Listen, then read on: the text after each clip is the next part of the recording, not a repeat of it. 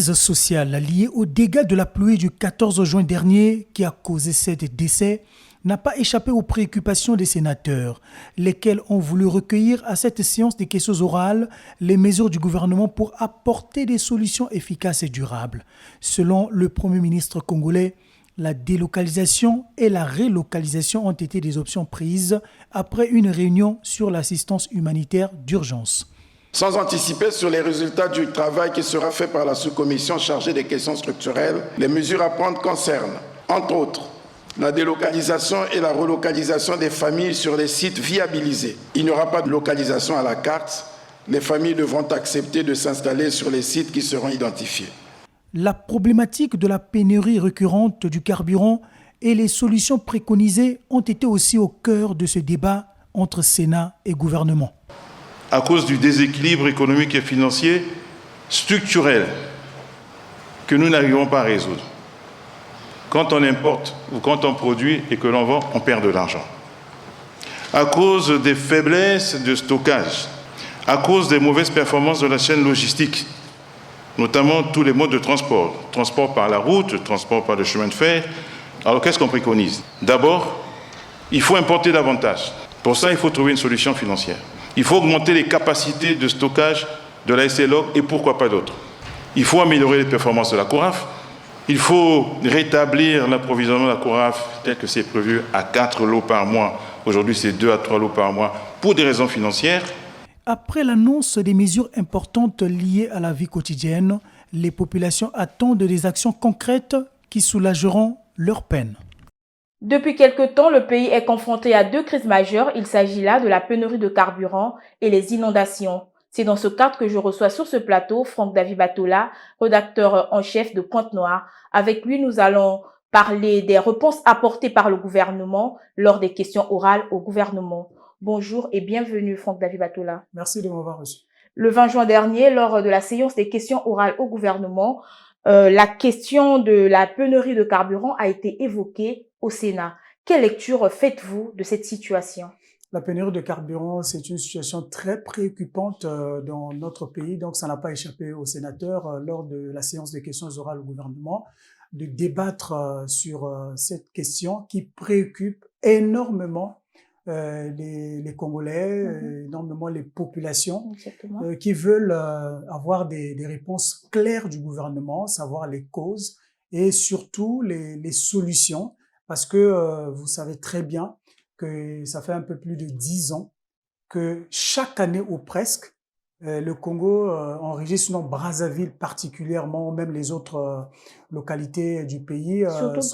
Surtout Brazzaville est toujours plongé dans les pénuries à répétition du carburant. Et c'est une vraie galère pour les transporteurs et pour pour les usagers de la route qui ont du mal justement à se mouvoir. Et il y a beaucoup de conséquences, des demi-terrains, et surtout encore, c'est le porte-monnaie qui demande un peu plus que si, par exemple, tu avais que 150 francs CFA pour se déplacer, mais là, parfois, on vous oblige de payer 200, 300 et consorts. Donc, il y a beaucoup de conséquences autour. Et un sénateur s'est interrogé justement pour poser la question au gouvernement, pour qu'ils apportent des réponses et surtout des solutions préconisées pour résoudre cette crise qui date vraiment de plus de 10 ans, je l'ai dit tout à l'heure.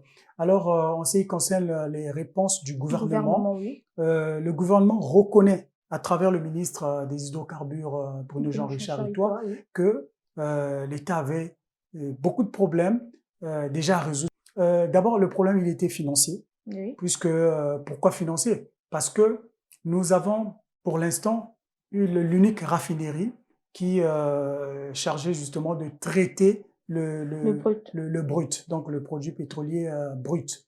Donc, lorsque les produits pétroliers sortent des plateformes pétrolières ou les gisements pétroliers en offshore ou en onshore, lorsque ça arrive, c'est la CORAF qui est chargée donc de raffiner.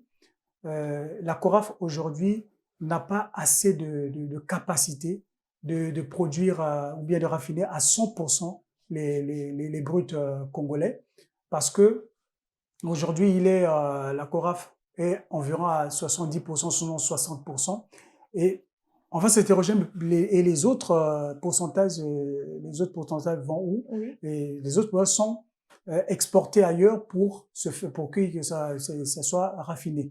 Donc c'est le terminal de Njeno où on fait disons le raffinage de pétrole. Et vous savez que la CORAF quand même date depuis 1982. Oui, et il y a bien nécessité vraiment de faire l'extension de ces sociétés pour qu'elles soient en capacité de produire plus. Donc, il y a d'abord ce problème de capacité de production annuelle parce que environ 1 million de tonnes produits chaque année et c'est pas suffisant. Et il y a un autre problème, c'est le problème produit d'hydrocarbures. Et donc, du transport, donc, carton, par exemple, de Pointe-Noire pour les acheminer à Brazzaville. Donc, il y a un problème tu vois, actuellement, le chemin de fer Congo-Océan ne marche pas bien. Il faut vraiment le reconnaître. Or, c'est à travers le chemin de fer Congo-Océan qui pourrait transporter assez de carburant pour ravitailler les localités de l'intérieur du pays et Brazzaville. Aujourd'hui, le chemin de fer a tous ces problèmes-là.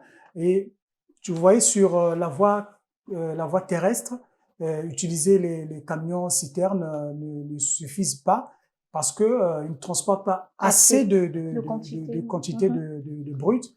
Et du coup, on se retrouve justement un peu planté sur cette affaire. Alors, le gouvernement dit clairement quelles sont les mesures il faut améliorer les performances de la CORAF. Oui. Donc, améliorer les performances de la CORAF, ça veut dire qu'il faut construire suffisamment des bacs de stockage du carburant pour les raffiner.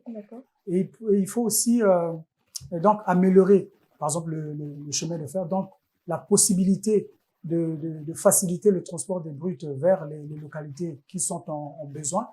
Et aussi, l'idée de construire un néologique, donc les pipelines, qui d'ailleurs même le gouvernement envisage déjà à travers, puisqu'il y a un projet déjà de construction du Pointe-Noire, le TT Maluku très chaud.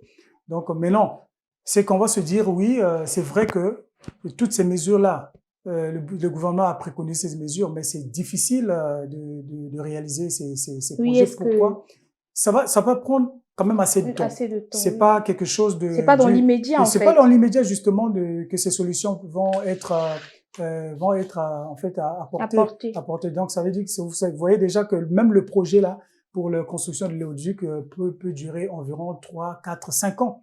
Donc, vous voyez que c'est un gouvernement qui prévient la population, sinon les usagers, surtout ceux qui utilisent le carburant, que nous devons avoir patience et surtout s'habituer un peu à ce problème, bien que c'est difficile, mais s'habituer. Donc désormais s'habituer. Donc ça veut dire avoir la patience pour et justement que les solutions soient trouvées. Merci Franck Davy. Et hormis ce problème, nous avons également vécu dernièrement une pluie qui a inondé les maisons, qui a cassé les maisons et aujourd'hui les familles sont sinistrées. Ce problème a été également évoqué au gouvernement et le Premier ministre a apporté une réponse. Alors, que pensez-vous de cette situation? Avant que je donne un peu quelques éléments de réponse sur l'affaire des inondations que les sinistrés ont vécues, il y a un autre aspect sur le problème du carburant, c'est que on veut aussi la construction d'une autre raffinerie. Et ça aussi, je crois que les partenaires chinois ont été contactés par l'État congolais justement pour construire une autre raffinerie qui sera vraiment en capacité justement d'apporter des réponses précises. Alors, sur l'affaire des inondations, ça a été quand même un coup dur pour beaucoup de ménages de vivre, surtout le 14 juin dernier, alors que nous sommes en saison sèche. On parle de 6 000 ménages. Oui, 6 000 ménages environ, qui ont été pour l'instant en fait identifiés et recensés pour qu'ils bénéficient de l'assistance du gouvernement. Et le gouvernement a déjà apporté un peu quelques soutiens, sinon quelques assistances, bien que des vivres et non vivres. Oui, des vivres et non vivres, donc des matelas, un peu de riz, un peu d'huile et tout pour permettre aux familles d'avoir un peu de se sentir un peu soulagées par rapport à cette situation. Mais c'est pas toujours Ce sont des catastrophes naturelles que nous vivons, bien que on voit avec les effets du changement climatique. Exactement. En réalité, c'est pas la faute du gouvernement, mais le gouvernement, comme c'est le garant justement de la protection de la population, doit réagir.